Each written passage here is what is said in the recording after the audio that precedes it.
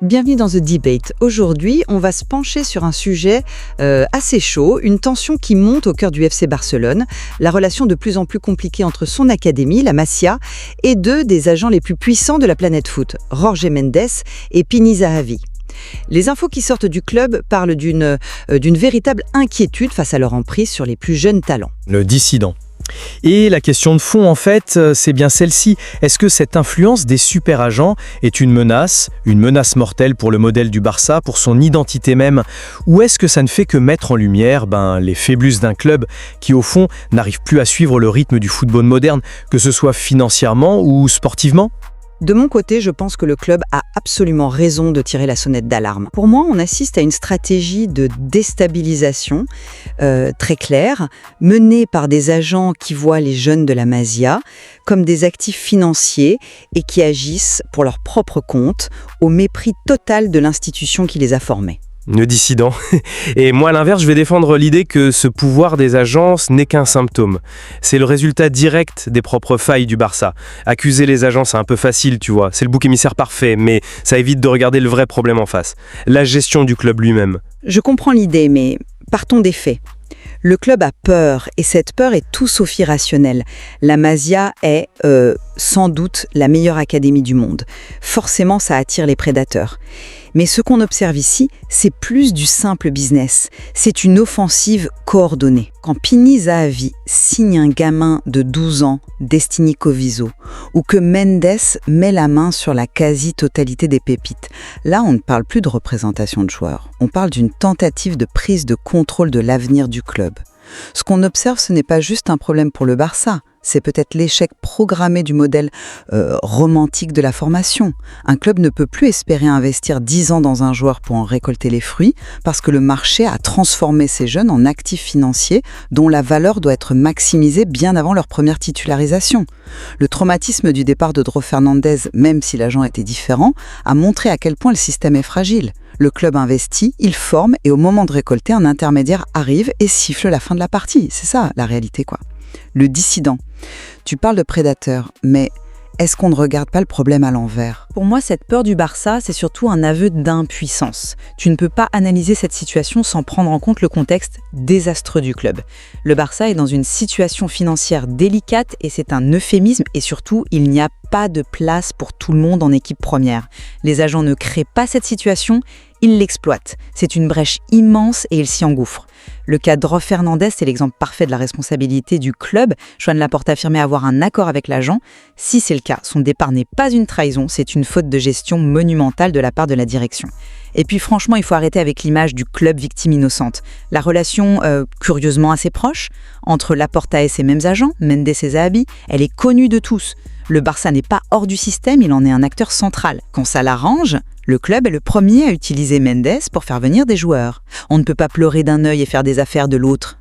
C'est cette hypocrisie qui est au cœur du problème. Mais tu mets tout sur le même plan. La nature de l'action n'est pas la même.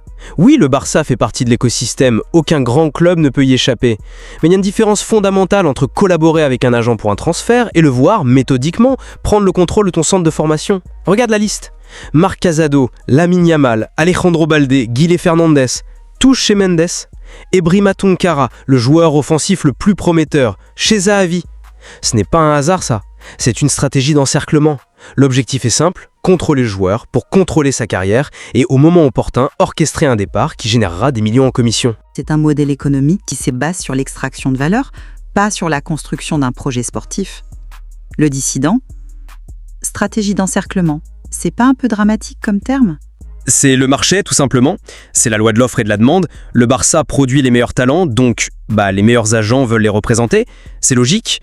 Le PSG, cité dans les articles, vient faire ses courses à la Masia. Est-ce que le PSG est un prédateur ou juste un concurrent plus riche et mieux géré en ce moment? Les agents sont les outils de ce marché. Ils ne sont ni bons ni mauvais. Ils sont efficaces.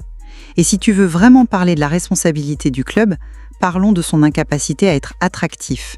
Le levier principal des agents, c'est que le Barça ne peut offrir d'énormes salaires aux jeunes. Quand un club comme Manchester City ou le PSG arrive avec un chèque et un projet clair, qu'est-ce que le Barça peut proposer en face? Un héritage, oui. Une tape dans le dos, ce n'est plus suffisant. Donc pour toi, tout est une question d'argent. C'est réduire le football à une simple transaction. Le club investit pendant 10, 12 ans dans l'éducation d'un enfant. On parle de scolarité, de logement, d'entraîneur, de psychologue, un investissement humain et financier qui est colossal. L'agent, lui, arrive quand le produit est presque fini. Il ne prend aucun risque, il ne plante pas l'arbre, mais il vient en cueillir les fruits les plus juteux. Le traumatisme du cas Drogui, c'est la prise de conscience brutale de cette injustice. Des années de travail anéanties en quelques semaines pour le profit d'un seul homme. Tu dis que c'est le marché? Moi, je dis que c'est du parasitisme. La fragilité financière du Barça n'est pas une excuse pour piller son académie. Elle rend ce pillage encore plus cynique. Le dissident. Non. Je ne dis pas que tout est une question d'argent. Je dis que l'incapacité du Barça à rivaliser financièrement est le symptôme d'un problème plus profond. C'est le point de rupture. Si le projet sportif du Barça était solide, si la voie vers l'équipe première était claire et méritocratique, l'argent serait un facteur moins décisif. Mais qu'est-ce qu'on a vu ces dernières années? Des recrutements très chers qui bloquent la place des jeunes. Un entraîneur qui change tous les 2 ans. Une instabilité chronique. Dans ce bazar, l'agent n'arrive pas seulement avec un chèque. Il arrive avec un plan de carrière, avec une promesse de stabilité que le club lui-même ne peut plus garantir. C'est ça la clé. L'échec sur le dossier de Dro Fernandez, ce n'est pas l'agent qui a été trop fort. C'est le club qui a été trop faible, trop lent, trop désorganisé. La direction n'a pas su le sécuriser, elle a créé une opportunité et l'agent l'a saisie. Le club n'est pas une victime, il est le complice de son propre malheur, par son impuissance. Attends, là tu simplifies la situation du joueur. Tu penses vraiment qu'un adolescent de 15 ans est mieux protégé en étant plongé dans ses considérations stratégiques? L'inquiétude en interne au Barça est très claire là-dessus. Avoir un super agent si jeune, ça peut perturber leur progression et leur évolution. On les arrache à l'insouciance. Au lieu de penser au prochain match, au prochain contrôle à l'école, ils doivent penser à leur clause libératoire, à leur valeur marchande, à leur prochain contrat. On leur met une pression énorme sur les épaules. On les transforme en petites entreprises avant même qu'ils aient le droit de vote. C'est sain ça? Est-ce que ça ne risque pas de tuer la passion, l'essence même de leur jeu, au profit d'un calcul permanent? Le dissident, mais cette vision est complètement... mais elle est complètement déconnectée de la réalité du football de très haut niveau. L'insouciance, c'est un luxe que ces gamins n'ont plus. Leur carrière peut s'arrêter demain sur une mauvaise blessure. Pour un Lamine Yamal qui explose en équipe première, il y en a 100 autres, tout aussi talentueux, qui n'auront jamais leur chance au Camp Nou et qui finiront en 2e ou 3e division. Dans ce contexte, un agent puissant n'est pas une perturbation, c'est une assurance vie. C'est une protection. Il garantit que si la porte du Barça se ferme, d'autres s'ouvriront. Regarde des exemples cités. Marc Cucurella, Alejandro Grimaldo, ils ont dû partir pour construire de belles carrières loin de la Catalogne. Sans un bon agent pour leur trouver ses portes de sortie, où seraient-ils aujourd'hui? Partir du Barça n'est plus un échec, c'est souvent une condition de la réussite. L'agent n'est pas celui qui pousse le joueur dehors. Il est celui qui lui montre qu'il existe un monde en dehors du Barça. Mais ça change la nature même de la Masia. Son but, historiquement, ce n'est pas de devenir un centre de formation pour le reste de l'Europe. C'est de former des joueurs pour l'équipe première du FC Barcelone, des joueurs imprégnés de l'ADN du club. Si les meilleurs talents sont systématiquement détournés avant même d'atteindre leur potentiel, le modèle s'effondre. Tu parles de Yamal, mais justement, s'il est resté, c'est parce que le club a dû se plier aux exigences de son agent, Jorge Mendes. Le rapport de force est inversé. Ce n'est plus le club qui décide, c'est l'agent. Le club est devenu un simple locataire de ses propres talents. Le dissident. Et alors? C'est peut-être ça la nouvelle réalité? Le pouvoir a changé de main. Il est passé des institutions aux individus, aux talents. Le Barça en a profité pendant des décennies quand il était au sommet. Aujourd'hui, il subit la loi d'un marché qu'il a lui-même contribué à créer. Tu dis que le rapport de force est inversé, mais ça contredit ton argument sur les prédateurs. Si Yamal et Baldé, représentés par Mendes, sont des piliers de l'équipe première, ça prouve bien que la stratégie de l'agent n'est pas systématiquement de pousser les joueurs vers la sortie, c'est de maximiser leurs opportunités. Et en ce moment, pour certains, la meilleure opportunité est encore de jouer au Barça. L'agent s'adapte. Le problème, c'est que le club, lui, ne s'adapte pas. Il reste figé dans une vision passée de sa propre grandeur.